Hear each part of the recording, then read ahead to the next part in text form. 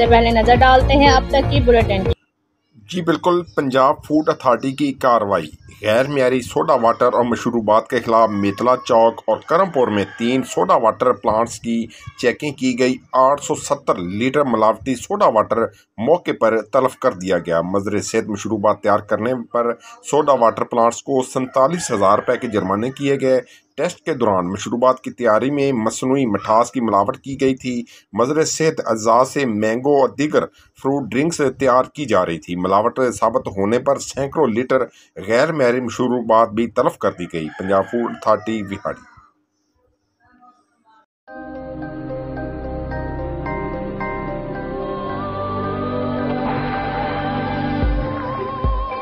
യഥാർത്ഥ ഫ്രൂട്ട്സും 100% നാച്ചുറൽ ഫ്ലേവറുകളും ചേർത്ത ഓട്ടോമേറ്റഡ് അൾട്രാ മോഡേൺ ഫാക്ടറികളിൽ കൈതൊടാതെ നിർമ്മിച്ച ലാസ ഐസ്ക്രീം.